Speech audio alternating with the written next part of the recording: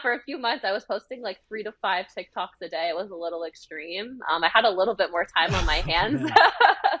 But yeah, and it just continued to grow. And then I decided to go the approach similar to LinkedIn and kind of like connect with my followers on a deeper level and be like really engaged with them and share the journey, the highs, the lows, all of that. And I think that's also really helped keep my audience engaged and continue to grow the account. This is Evolve CPG, a community of purpose-driven brand leaders who not only believe in better, but actively pursue it. That's better products, better brands, and better leadership for a better world. Thanks to you, our listeners, this podcast is now ranked in the top 10% of all podcasts globally. Let's not stop there, though. If you like our show, please take a moment to leave us a rating or review and share your favorite episodes with your network. The more people we reach, the more good we can bring about in this world. If you work in the industry, you can also join our online community where we're going further, faster together at community.evolvecpg.com. I'm your host, Gage Mitchell, founder and creative director of Modern Species, a sustainable brand design agency helping better brands grow and scale their impact. On this episode, we're speaking with Erica Rankin, founder and CEO of Brodo, about the challenges of self-funding your business, why she decided to share the good times and the bad on social media, and how she tapped into TikTok to grow her sales.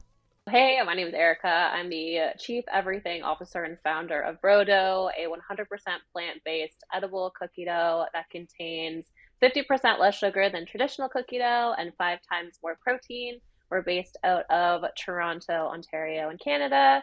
We sell online across Canada, soon the US, and we're available in retail stores across Ontario as well. Awesome. Super excited to have you on here, Erica. We've been following you on LinkedIn for a little bit, and I think seen you in passing at trade shows and stuff, but we never got a chance to connect. So it's fun to actually connect here in person. And before we dive in deep into what you're up to with Brodo right now, I'd love to just dig into like how Brodo even came to be. And I know that from some of your posts that you've come from a background in fitness, doing like fitness competitions and other things, and that's hence the name Brodo, like gym bro. But where did your passion for fitness come from in the first place? Yeah, thanks for having me on the show, by the way. And I guess it all started in university. Um, it was triggered by a breakup. I don't think I've ever told anyone this before. Oh, nice. I found a new love, which was the gym. And my roommate had actually competed in some bodybuilding shows, and I kind of saw her go through that journey. And it didn't look like the best journey and the healthiest journey, but I was really curious about it. And I always really like pushing myself and setting new goals and stuff. So I decided to pursue that after graduating, a year after I actually graduated in 2018. Did a couple shows, became super passionate about health, fitness, better for you foods. And then I realized that there wasn't really a better for you edible cookie dough on the market. So I decided to make one for myself. And then in 2019, in December, I decided to actually turn it into a business and sell the product. Nice. So your love of fitness came after a breakup, as you mentioned, but were you into like sports or anything like that growing up, or was this like a brand new, were you like starting from scratch, like no fitness background, and then you just dove in head first? Yeah, it's really interesting. I'm not sporty at all. I literally hated gym class. I wasn't the healthiest kid growing up. I had horses, so I was in that. Like I had miniature horses. So I did a little bit of riding, and then I had these tiny horses that I think like my shortest one was like 30 inches at the withers, which is the back. So Oh, it's wow. funny because I'm almost 6 feet tall and I had this really tiny horse. So that's as sporty as I got. Like I would go to horse shows and I would jump them and run beside them and almost like do agility like you see with dogs, but with tiny horses. That's how I would describe it. Tiny horses. Is that, were they like actual ponies or something, or just a smaller breed of horse? So miniature horses are their own breed. So ponies are Uh, different. They're actually bigger, and a pony is a pony. And then a miniature horse is basically if you were to take a big horse and put it in a dryer and shrink it. It has the same amount of teeth, same amount of bones. It's just a tiny horse. Gotcha. So Yeah. you kind of became more sporty or kind of fitness oriented, and you just like dove straight into almost competition or competitive level kind of stuff. So have you always been competitive? Like, were there other things you were competitive in the past?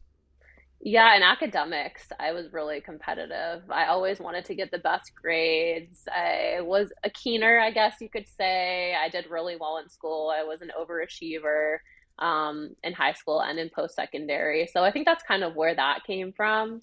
Um, and again, like I always love having something to work towards. So that was something that I prepped for about a year and a half. So it took a lot of time and energy and efforts to prepare for those shows. Gotcha. Yeah, I feel like there's some people that just no matter what they do, they're always like go all in and have to like compete at the highest level, and they're like internally driven to just push themselves forward, or externally driven and like wanting to achieve the next best thing, get a new award, or unlock some new kind of social or sport achievement or whatever else. But it's interesting to see sometimes where that drive comes from. Like for you, Hmm. maybe it was academics.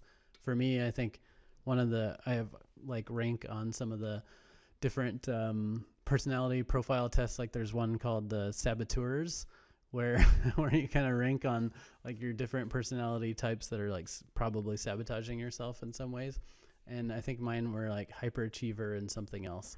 And I've tried to like think about where my hyperachieverness comes from. And I've seen some things say it's a common trait of ADHD or something like that, that you're always looking for the next challenge. And I've seen other things that maybe made me think it's because I had siblings who were like really good at stuff, and they would be really good at achieving in academics or in sports or something like that. So I had to find my thing where I could achieve, and Yeah. maybe that's why I got so into art and like and creativity and stuff like that. I'm not really sure, but it's funny to think about, or interesting for me to think about, like where that drive comes from. Do you know where Yeah. yours came from originally? Honestly, I don't really know. I'm just I'm stubborn and I'm very, like, I'm an Aquarius. So I'm very independent. I always wanted to do things Nice. on my own. Like, if my parents tried to help me with something, I'd be like, no, no, no, like, let me do it on my own, you know? And I majored in psychology. Like, I've always been really interested in Oh, human cool. behavior. So that's like kind of another piece of it. But I don't know. I'm not really entirely sure where it stems from. I think I've just always wanted to do things on my own and like do it the best I can. That's cool. Yeah. And maybe we'll dig into the psychology major in a little bit, because I'm super interested in psychology too. If I could like combine three educational paths for like what I do, it would be like design, business, and psychology, because those three things are all so interconnected. And I feel like Hmm. to do any one of, or to do business well, you need to know psychology, and to do design well, you need to know business and psychology, etc. It just Yeah. feels like it's a perfect mix. So I'm always geeking out on those three types of books. Like, Yeah. Yeah. It's so true. anyway, so you were talking about how you couldn't find a good cookie dough that kind of met your needs, so you started making your own. What was it about cookies in particular? Like, were you able to find all the other types of foods that you wanted? Like, I suppose you could have made like a protein pasta or a protein bread, or low sugar condiments or something like that, but you went in on cookie dough. Was it purely because you're a cookie dough addict pre pre starting Yeah. your own company? Yeah, a little bit. So I guess my neighbor's mom was a baker, and growing up we would go over there and just like I remember sitting on like her porch and would eat like buckets of fondant, which is so bad. It's pure sugar. Like it's that topping you put on cakes to make them look smooth, Yeah, right? It's like yeah, it's like sugar Play-Doh. And then cookie dough was the other thing. And I just it's always been like a really nostalgic treat for me. So I've always loved it, and I love snacking on it. And even like growing up, my dad would buy like the Pillsbury like cookie dough rolls. And then I would get into it, and I would literally, and I'd be in high school too, right? Like I would go in with a knife and just cut like a sliver off, and I would find myself going back to the fridge and just continuing to like cut more and more and more off, right? I'm like, I'll just have a little bit, and then I end up eating half the roll, and then I feel so sick, right? So I guess I wanted totally. to bring that back in a way where I wouldn't feel sick. I would feel fuller. It wouldn't be just like empty carbs and sugars and processed crap. So I kind of like got to work and like experimented with different things in my kitchen and then came up with this. And then the product that's on shelf today is a little bit different than what I initially started with, but it's kind of the same idea, like lower in sugar, quality plant-based ingredients, added protein, so you feel fuller. And that's kind of why I chose cookie dough. Yeah, that's cool. The story about the cookie dough rolls. It reminds me of my ex when she got her driver's license. Literally, the first thing she did was drive to the grocery store and buy a roll of cookie dough and just eat it in the car because she was like, "I finally have my freedom and I can do whatever I want. And gosh dang it, I'm just gonna go and buy some cookie dough and eat it and ruin my dinner, and that's okay because like I can now." But yeah, the That's cookie great. dough is um, yeah, I think a lot of people have memories with cookie dough in one way or another. Hmm. And you're right, like it's kind of garbage, right? So I know Yeah. my ex also made lots of experiments of always trying to make a healthy cookie that still gave you that same kind of warm, fresh out of the oven chocolate chip cookie kind of experience or something like that. And would always experiment with replacing everything with whole wheat or adding extra protein or trying to do it with less sugar or whatever. And I think for her, the struggle was always getting the texture to come out right when it was baked. Like it could Yeah. taste great as dough, but it was hard to get it to come out right when baked. So Yeah. we can dive a little bit into your dough here in a moment. But like, is it mostly meant to be eaten as dough, or do people also bake your cookie dough? Yeah, so people can bake it. I tell them not to. Like if you're gonna wanna like have a cookie, then go get a cookie. There's no eggs, there's no binding agent in it, so they're a little bit crispier. So I tell people you can microwave it for like 20 seconds and you get like warm, gooey, like almost if you pull cookies from the oven too early, you kind of get that texture. Or like you put them on oatmeal, yogurt, ice cream if you have a really big sweet tooth, pancakes, waffles, roll them into little balls and like pop them in the freezer and then you have little cookie dough bites. Like it's pretty versatile, but I would say like 90% of my customers just eat it straight from the jar with a spoon.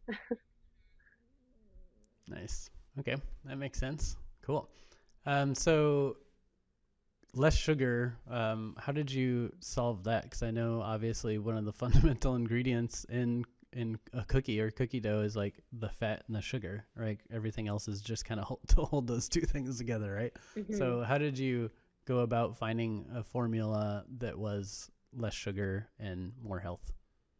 Yeah, so initially I had stevia in there. I'm not sure if you're familiar with like the Yeah, plant-based like zero calorie sweeteners.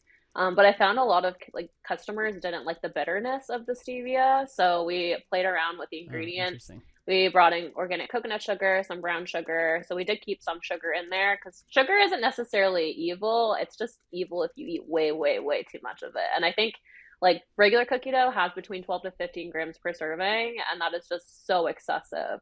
So we just cut back on the sugar and then added in other sweeteners. Like there is a tapioca fiber syrup in there, which can be found in like other products like Smart Sweets. They use it. It adds fiber. It's sweet. It's not packed with the natural white granulated sugars that you normally get in the regular cookie dough. So we found alternative sweeteners. Gotcha. Okay, that makes sense. So it's still like when people eat it, it still has that desirable sweetness. It's just better sugars and less sugar. Yeah, exactly. Okay, yeah, that makes sense. So I know that one of the things you share a lot through your social media is the whole process of bootstrapping a company and the pros and the cons, the struggles, the moments of frustration, etc. So, can you talk a little bit about where how the company started, kind of some of your journey and how you've bootstrapped it to this point, and just generally where you are now with the company? Like, do you now have a staff? Do you have any investors yet? Or are you still bootstrapping? Yeah, so I launched it in December of 2019 and I knew nothing about CPG or food and beverage, had no knowledge, had no business experience. I didn't really know what my plans were for the company. I didn't know whether I wanted this to be like a legacy brand that I would grow and have forever, or if I wanted to build it and sell it one day. I wasn't really thinking too long term. So I thought, okay, like I got $10,000. I'm going to put this in. If this thing works and if people like it and if I actually get sales, and maybe I'll consider like going all in on it. And I guess throughout the pandemic, social media blew up, the company started taking off. I started putting in more money. I started reinvesting back into the company. I took out some loans. Was super scrappy. Like I would do deliveries myself, make the product myself, did all my own branding and everything, which I think was very good for me to do. Like I got to learn all aspects of the business. And it's easier for me. Like as I'm hiring, I know what I need help with. So I really like that aspect of being a scrappy startup rather than hiring right from the get go. Because I feel like people could take advantage of you. But yeah, I mean, it is hard. It's a grind.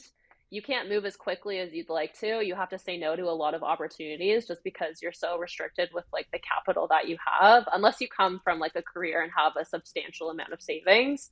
Um, but now I am going to be launching a crowdfunding campaign in the fall. I wish that Nice. I did it sooner. But yeah, I would say like at the beginning for the first year, like I tell people like test out an idea, kind of bootstrap it, and then figure out what you want the brand to look like and where you want to take it. And if you want that exit and you want to grow quickly, then obviously you need to seek out investors and get capital to do that. I just started launching into retail, and like one of the biggest hurdles is just supporting those retailers and setting up demos and marketing and free fills. Like they want free product on their shelf. They'll bring you in, but then they want all these things. So it's hard to do that when you don't have the money to do it. Yeah. So was some of the initial decision to bootstrap just like you said, you weren't sure exactly what you wanted to do, so you just figured you'd jump in and start experimenting, kind of a bias towards action, and figure it out over time? Or was there some element of like you didn't want to lose control of the company or something else like that? A little bit of both, I guess. Honestly, I knew nothing. I didn't even know that, like the cost associated with CPG, for example, I had no idea. Um, Prior, like for me as a consumer with no knowledge, like say I never ever started a company in CPG, if I went to a grocery store, I'd look at all these brands and be like, wow, they're crushing it. They're making millions. They're doing so well. Like it looks so good on the Yeah. outside, and then you get on the other side of the fence and you're like, holy crap, everything's on fire, like, and you're building the plane as it's flying. So it's a little scary. And I think the deeper I got into it, I was like, okay, I can't do this alone. I can only bootstrap it so far. I need to hire, I need to get help because I'm just going to be stuck in this like spin cycle if I just keep going the way that I'm going. And I think it's important for founders to realize that too, is like ask for help and bring on people when you need them, whether it be investors, or employees or mentors or whatever. But yeah, if I were to do one thing differently, I wish that I brought on an investor or fundraised sooner, just because it would have helped me sleep a little better at night too. And I would have been able to move a little quicker.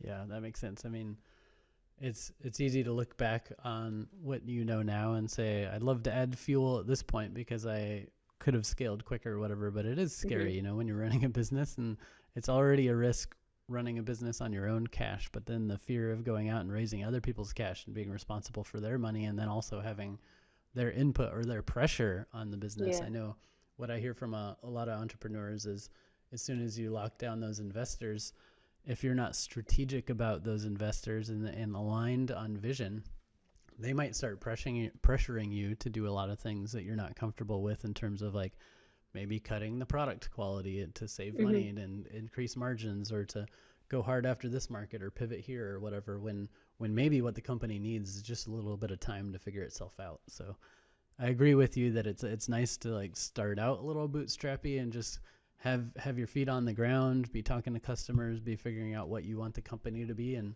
testing out some of your initial theories because they're not always right once you Hmm. get into actual market, right? But then when is that right moment to like pull the lever and bring on investors?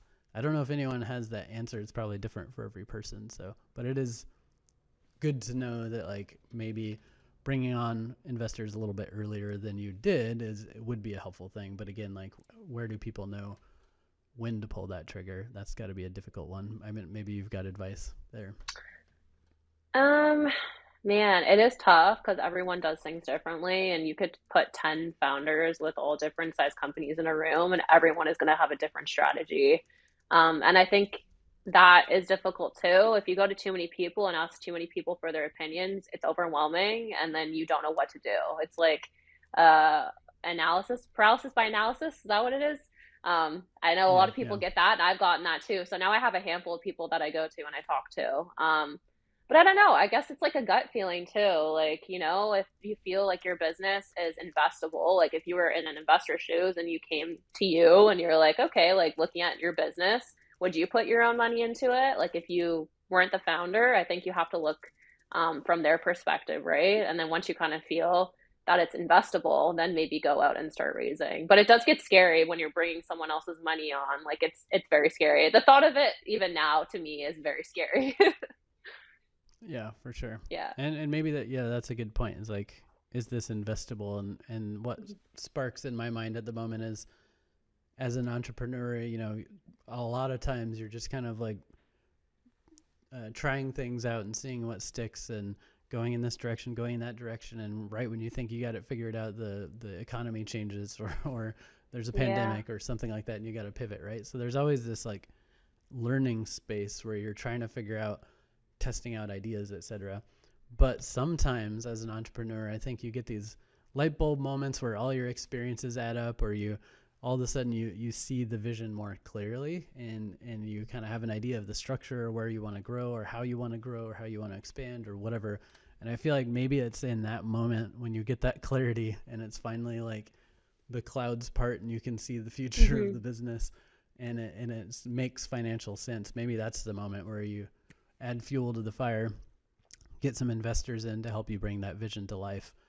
Because without cash, that vision can just be frustrating because you know where you want to go, but you can only get so far on your own, with limited resources or limited time. So maybe it's like when that clarity comes. For some, that might be day one. Like they might Hmm. have started the business with clarity. For others, it might be year 5 or 10 when they finally figure out what they want their baby to be. Yeah, So absolutely. I don't know. Maybe that's how I would phrase it. Is once Yeah. that clarity clicks, that's a good time to go get money. Yeah, I agree. So, out of curiosity, so you said you majored in psychology. Again, I mentioned that I feel like psychology is super important for business and design and other things. But have you found your psychology degree helpful at all in kind of your journey as an entrepreneur?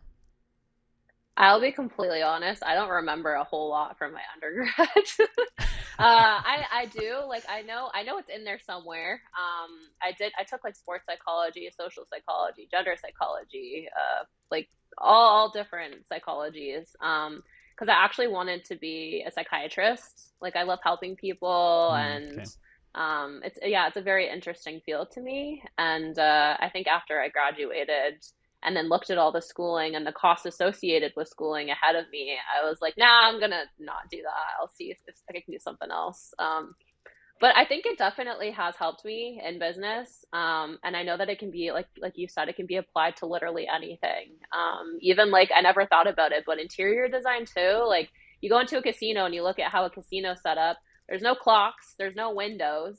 All psychology, right? Like they don't want you to know what time it is. They don't want you to know what time of day it is, and that's why people get trapped in there for hours and hours gambling. And certain colors make you feel a certain way, and that helps with the branding and stuff. So I think it can be applied to literally anything. And if I were to go back in time and like pick a different major, it would probably be business or I would have done psychology. Like those are the two most important, I think, for what I'm doing. Absolutely, yeah. Yeah, to your point, the design of the carpet or the fact that there's no clocks on the wall, or Yeah. for example, like Rocky Mountain Chocolate Factory, this well-known kind of like candy business or whatever that is, retail locations. They pump out the smell of chocolate out onto the street to Uh, pull people in and get them excited. But there's oh, that's so all smart. these little, yeah, there's all these little like design choices that are kind of psychology based, right? Hmm. One an episode I did a little bit back. I don't remember the episode number, so people have to go search, or maybe we'll put a link in the show notes. But I broke down the book Influence: The Psychology of Persuasion, which has, I think, 7 principles like social proof and trusting authority, like different things like that. Like probably like fear of missing out. I don't remember all the principles per se at the moment, but I broke down each of those kind of principles in a way that it could apply to your branding, or ways that you could use that in your branding. And that's kind of why I was asking, because I know there's so many different ways that you can apply it to your packaging, or apply it to your Mhm. social media, apply it to your emails, apply it to like maybe even the way you go out and pitch retailers, etc. So I find that subject fascinating. Anyone that wants to look up how to, the book Influence doesn't tell you how to apply it to business, but I think if you read it, you can kind of intuit some ideas of how it might fit in your business. Yeah, I'll have to read it. I haven't heard of that. Yeah. So speaking of persuasion, one of the ways that you've been able to grow your brand is through your awesome kind of social media presence, which I don't think you came from like a I know how to do social media background. I think I've even seen some of your posts saying that like before you started posting on TikTok or wherever that like you didn't even feel comfortable getting in front of the camera or anything like that. But you did manage to find ways to use social media for your growth. So what was that journey like? Like what pulled you into the social media in the first place? And then how did you learn to get your feet kind of on stable ground and understand how to use it for your brand? Yeah, so there was a couple things. So I was forced to do it because I didn't have the funds to outsource it. So that's another thing. Like Yeah. I did it because I had to, not because I wanted to initially. And I learned to love it along the way. And then I kind of went through this parallel where I was growing the business and then going through this like or down this self-development journey, which was really interesting. Because I call myself a forced extrovert, basically. But yeah, I mean, Yeah. I think the thing that really triggered me to start posting, it was first LinkedIn. I got on there about a year into owning my business. I never understood what it was. I didn't think the platform would help me in any shape or form. I thought it was just for like corporate and, suit and tie kind of thing. And again, I was also very stubborn. I didn't think that other people could help me. And I didn't want to ask for help too. I had too much of an ego, I think. Which I Yep. know is common. So, yeah, I got on there and I remember scrolling and seeing all this like almost toxic positivity. Like you see all the wins and people fundraising and doing like X amount of sales and growing their team and building out a manufacturing facility, like all these great things, right? And I think I was at like one of the lowest points in my business. I was just burnt out. I was doing everything on my own. I wanted to hire, but didn't know how. I didn't understand the industry and all the costs associated with it and how to scale. And I kind of hit this cap and couldn't grow the company anymore on my own. So Mm. I went on there and then I started talking to other founders, and then we all started talking about all the crap we deal with as being an entrepreneur. And I thought, I'm like, why does no one talk about this? Why does no one post about this on social media? Like, are people hiding it? Do they not want people to know? Do they think that like it's going to turn up people off and like not want to like purchase or support the business? Or so I decided to just start like documenting everything, like me having literally the worst days in my car doing deliveries, like crying, like, like the worst of the worst days. I'm like, I'm just going to put it on social Yeah. media. And if it can help one person, then that's all I want. Cause that's what I needed at the time. Like I wanted to go on there and I wanted to see someone who was like me and like, like fighting and struggling and not having all these wins after wins, because that's just not the reality of it. And it also kind of discourages, I guess, potential or entrepreneurial curious people, right? Because they look at Yeah. all that stuff and all the good stuff, and then they get into it themselves, and they're like, "Wow, this is actually way harder. It's not for me, right?" And it's not the case. It's for everyone. You got to keep going through the ride, right? There's peaks and valleys. So, yeah, I think just that resonated with my audience that I built, and that was never my intention to build this following, but it kind of just came organically as I put out content over the last few years.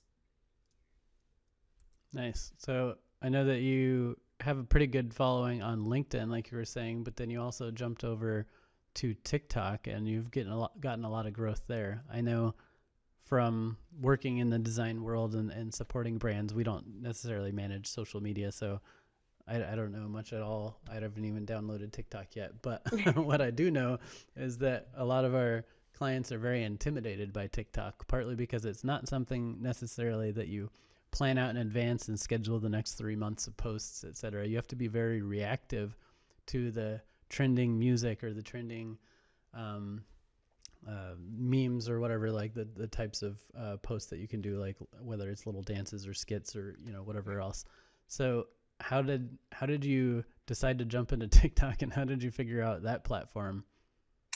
I had a friend who was on there, so she started a company, and that was the platform she used to market her product.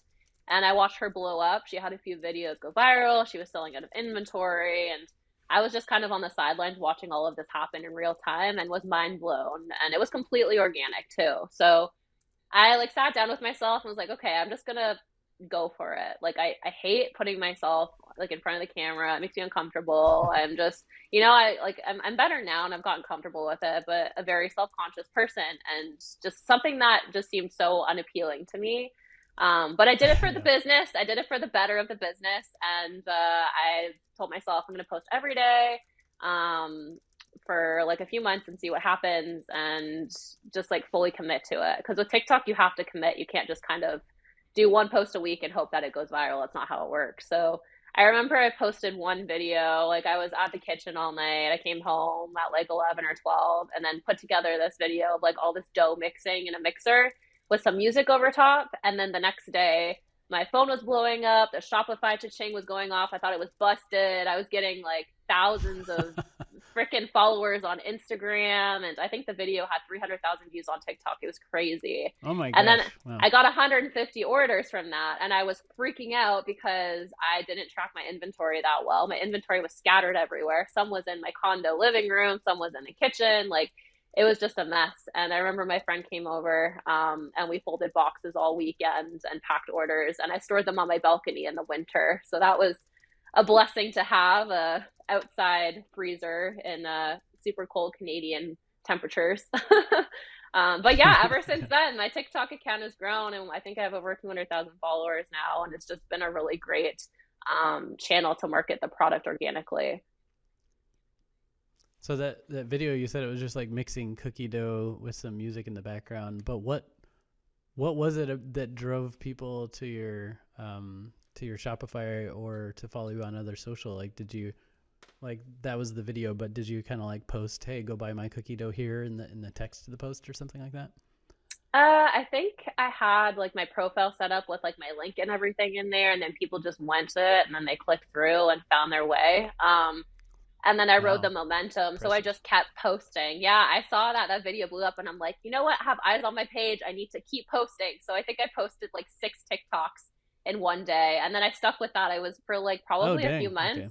Yeah, for a few months, I was posting like 3 to 5 TikToks a day. It was a little extreme. I had a little bit more time on my Oh hands. man.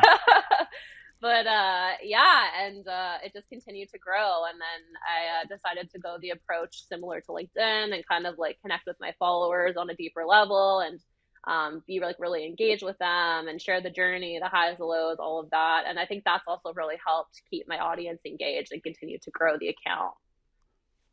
That's cool. And do you feel like you bring the same kind of content and voice to LinkedIn and to TikTok, or is it pretty wildly different? Like maybe same idea of showing the journey, but you have to like create it in a different way for TikTok that you would for LinkedIn.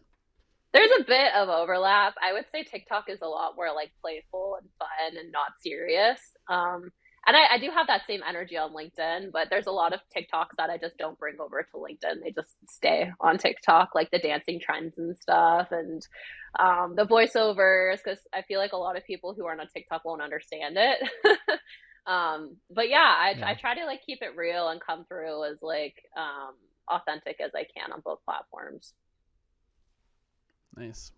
Okay, so since you did kind of figure out how to hack TikTok to grow your brand, which is exciting, you decided to put together a course for other brands trying to grow on TikTok. So, what inspired putting together a course, and tell us a little bit about it? Yeah, so I guess when I started blowing up on TikTok, I became a huge TikTok nerd. I spent all my time researching it, trying different things. Clubhouse, when that thing, or when that app was around during the pandemic, I don't know if you remember that. I would go into like Clubhouse Yep. chat rooms and we'd talk about TikTok, kind of go in with other creators and stuff and kind of learn from them.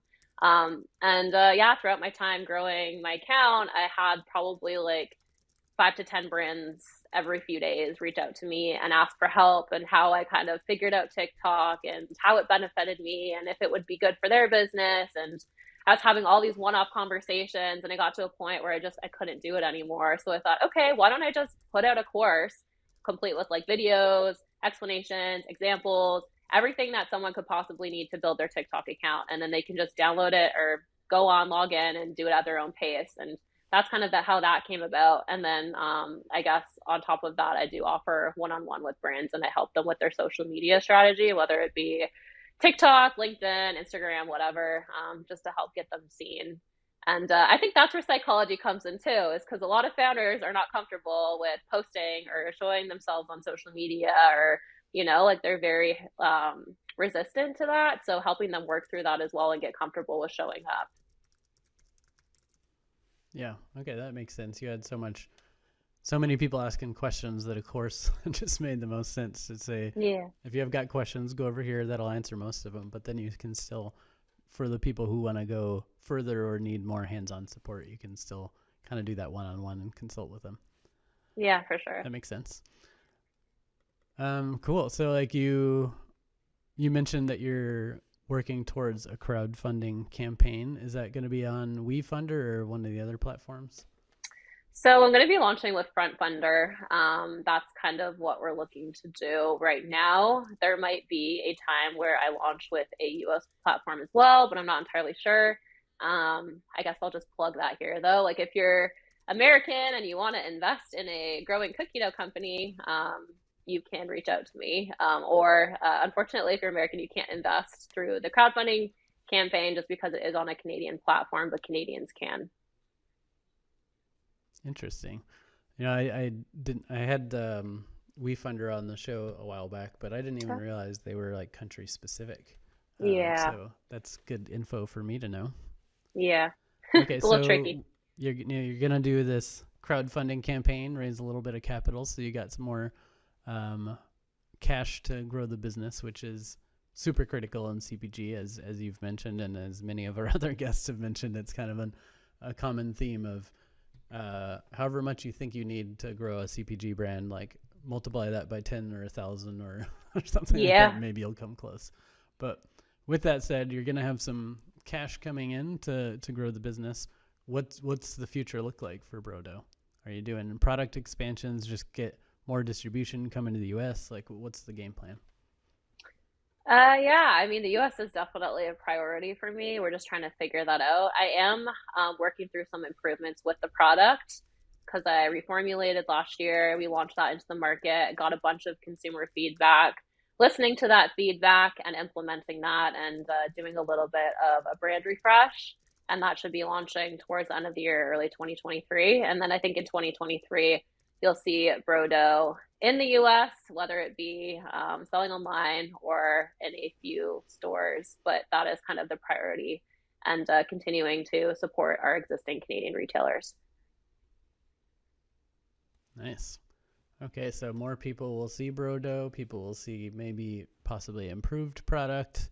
Not that it's not good now, but it can get even better, right? And Mm-hmm. then possibly a brand refresh. It might be too early to say, but what were some of the things you were trying to solve in that brand refresh?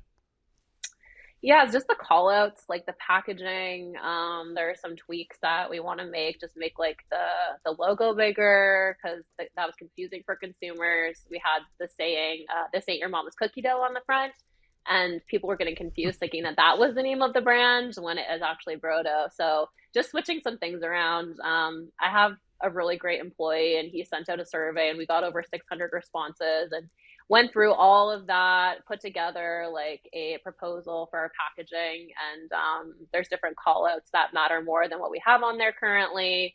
We're switching packaging. We want to be more eco-friendly and sustainable. Yeah, just like little tweaks that Cool. will help the brand, and also making a cleaner ingredient deck too, because that's super important. Gotcha. Okay, that's cool. That reminds me, we also had a past episode called, I think it's 30 questions for better food packaging, or better food packaging in 30 questions, or something like that. But that kind of breaks down questions that consumers might be asking themselves about your product, like what is it, or what's the brand name? Do I know them? Do I trust them? Mm-hmm. Like, what's the difference between this product and that product? But also dives into sustainability questions, etc. So anyone listening that wants to evaluate their own packaging to see if it's time for a bit of a refresh, check that episode out as well. With that said, I know we got to wrap up here, but maybe as a kind of final note, do you have any top tips that you could pass on to other founders looking to bootstrap their growth? Yeah, think about scaling sooner rather than later. That's one thing that I wish I did sooner because I was in product development for like 4 or 5 months, just because my formula, I couldn't commercialize it the way it was. We had to basically strip it down and rebuild it because of the shelf life. And sometimes formulas aren't compatible with your manufacturer's equipment and stuff. So think about that earlier and try to find partners that you want to scale with sooner before you're ready. Because when you're ready, it takes time to get that stuff set up. And then the other thing is, don't be afraid to ask for help. That's one thing too that delayed everything for me by a year because I did not want to reach out to anyone and ask for help. And the second I started asking for help, things just started growing, and I saw all these different parts of my business moving in ways that I've never seen before. And that alone was enough of a reason for me to I don't think of, and there's no such thing as a stupid question. If I have a question about something, I don't hold back anymore. I used to think, oh, what are they going to think of me? Are they going to think I'm stupid? Or, you know what? If you don't know something, ask, because you're going to regret if you make assumptions. It's not going to help you or the business or anyone. So I guess that's, yeah, in a nutshell, that's the advice that I would give. Nice. And I'd add too that it can be intimidating maybe to ask questions because, like you said, you're afraid of looking like you don't know what you're doing, or you're afraid to bother someone else who might be busy. But I personally have found that people are often excited to offer help, to offer advice.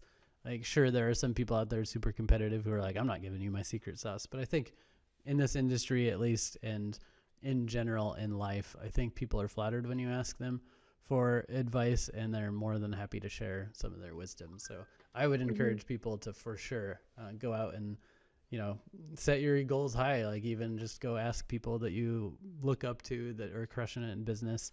The worst thing you can get is no answer, but maybe you'll get an answer and build a relationship out of that too. So definitely go ask for help. I love that advice. Yeah, cool. For sure. All right. Well, we will put links to your website, to your class, to your social media and all that kind of stuff in the links so people can go find out more. But I just want to wrap up by saying thanks for sharing some of your time with us and your story, and for sharing all that you do share on social media. It's fun watching your journey. It's inspiring to see people just kind of putting it out there, telling the truth rather than the polished exterior of this is the only stuff I want you to see. Entrepreneurial journeys are difficult. Life is difficult, business, the world, everything is a challenge. So it's nice to see people being real out there on social media.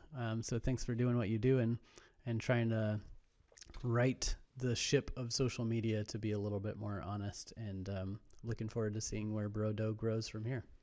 Yeah, thank you. I appreciate all the support, and thanks for having me on the show. And I hope you can try it soon. Yeah, indeed. I will seek it out for sure. Yeah. All right. Cheers. Thanks for listening. If you'd like to learn more about Erica or Brodo, go to brodough.ca. That's BRODOUGH.ca. Subscribe to our podcast and YouTube channel for more innovator interviews, expert advice, and leadership discussions. If you like this episode, leave a heart, thumbs up, or review, and share it with your colleagues. As an ever-evolving show, we also love feedback, so send us your thoughts or ideas for who we should talk to next to evolve@modernspecies.com.